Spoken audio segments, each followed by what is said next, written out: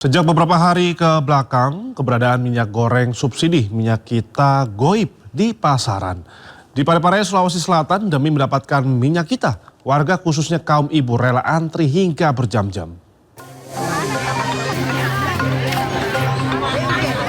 Ratusan emak-emak di kota Parepare, Sulawesi Selatan rela antre berjam-jam demi mendapatkan minyak goreng subsidi minyak kita di pasar murah. Sejak pagi hari mereka sudah mendatangi lokasi dan mengambil tempat paling depan. Sejak minyak kita langka di pasaran, para ibu-ibu berupaya mencari hingga ke pasar murah. Meski harus berdiri di bawah terik matahari, warga tetap bertahan demi mendapatkan jatah minyak goreng bersubsidi minyak kita. Kelangkaan minyak kita juga dirasakan masyarakat Tangerang Selatan, Banten. Selama sepekan terakhir, minyak goreng subsidi minyak kita menghilang di pasaran. Akibatnya pedagang terpaksa menjual di atas harga eceran tertinggi, yakni Rp21.000 per liter. Sulitnya persediaan minyak kita di pasaran terjadi seiring rencana pemerintah akan menaikkan harga minyak goreng subsidi itu. Namun demikian, hingga kini pemerintah belum mengumumkan harga eceran tertinggi yang disepakati. Dari Tangerang Selatan dan Parepare, Erwin Eka, Nunung Pramono, iNews melaporkan. Ya pemirsa, kita awali Indosiang dari Gunung Lewatobi Laki-Laki di Flores Timur, Nusa Tenggara Timur kembali erupsi. Ketinggian kolom abu mencapai 1.000 meter dan disertai dengan hujan abu vulkanik.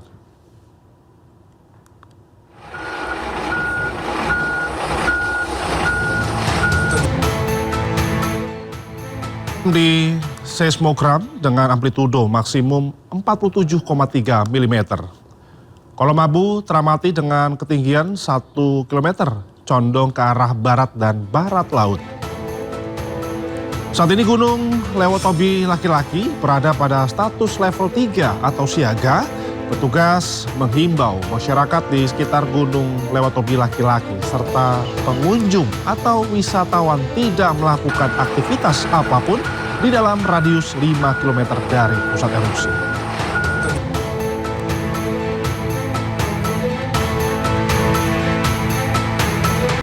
Seorang pria lanjut usia nyaris diculik di Penjaringan, Jakarta Utara. Penculikan gagal lantaran korban berusia 70 tahun tersebut melawan sehingga pelaku panik dan melarikan diri. Kamera pengawas merekam detik-detik percobaan penculikan terhadap lansia berusia 70 tahun di kawasan perumahan mewah Pantai Indah Kapuk, Penjaringan, Jakarta Utara. Satu unit mobil terlihat membuntuti korban yang tengah olahraga pagi di sekitar rumahnya. Tak lama seorang pelaku turun dan berusaha menarik paksa korban untuk dibawa masuk ke dalam mobil. Namun korban melakukan perlawanan hingga keduanya terjatuh. Karena korban terus berontak dan berteriak, pelaku diduga panik dan kabur. Ada satu unit mobil mengikuti korban, lalu turun satu orang pelaku mencoba menarik korban untuk memaksa masuk ke dalam mobil. Untungnya korban melakukan perlawanan sehingga pelaku tidak berhasil melakukan penculikan tersebut dan pergi dari TKP. Motifnya apa? Motifnya masih kita dalami. Hingga kini motif percobaan penculikan masih didalami. Polsek Metro Penjaringan meminta warga yang mengetahui ciri-ciri mobil atau pelaku segera melapor. Dari Jakarta, Sofyan Firdaus, iNews melaporkan. Kita informasi lainnya pemirsa, aksi rayap besi yang mencuri kabel tembaga di tengah jalan di Kota Medan viral di media sosial. Kedua pelaku sempat dilarang warga malah menantang seorang polisi untuk duel. Sementara itu di Kota Makassar, Sulawesi Selatan, seorang pria mencuri kabel power lampu peringatan jalur tol.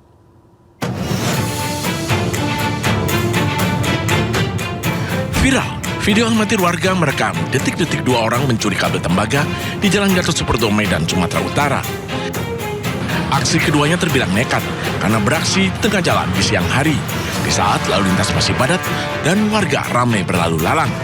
Sempat ditegur warga, namun larangan ini tidak diindahkan. Bahkan ketika seorang polisi yang sedang melintas melarang dan mengusir keduanya, malah ditantang dan diajak duel. Mengetahui kejadian ini, saat Intel Brimopolda Sumatera Utara langsung mendatangi lokasi dan meringkus kedua pelaku. Masyarakat sudah mendatangan, ya masyarakat juga dan juga menyalahkan kamu dan ditegur kok malah melawan tugas. Itu singkat ceritanya. Setelah kejadian tersebut, kita juga langsung diamankan oleh rekan kita dari Satgas. Kedua pelaku beserta barang bukti kabel tembaga curian diamankan di Mapolsek Medan Baru untuk proses lebih lanjut. Dari Medan, Sumatera Utara, Ahmad Ridwan Nasution, iNews melaporkan. Ya pemirsa, di tengah kenaikan harga BBM non-subsidi, polisi mengungkap penimbunan bahan bakar minyak subsidi jenis solar di Kabupaten Bangka Barat, Bangka Belitung. Pelaku menimbun 8.000 liter solar subsidi yang diduga akan diperjualbelikan secara ilegal. Rekaman CCTV memperlihatkan sebuah truk pengisi BBM subsidi jenis solar di salah satu SPBU di Bangka Barat. Truk diduga disalahgunakan untuk keuntungan pribadi pelaku.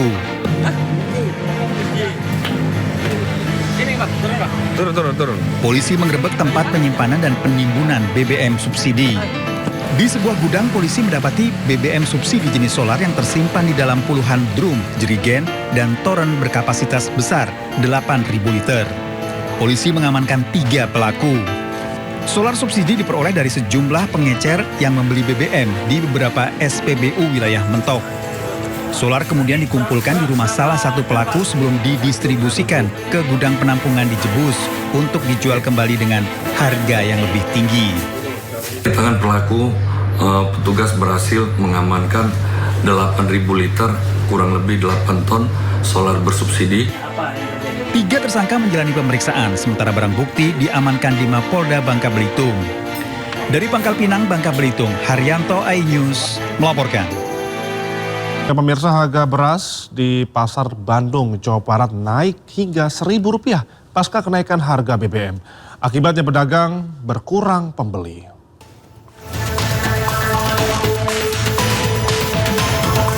Pasca kenaikan harga BBM, harga beras di tingkat pedagang kembali naik di Bandung. Kenaikan rata-rata Rp1.000 per kilogram untuk semua jenis beras hingga membuat para pembeli mengeluh akibat kenaikan harga beras. Sebelumnya, beras medium yang dijual dengan harga Rp14.000 per kilo kini menjadi Rp15.000 hingga Rp16.000.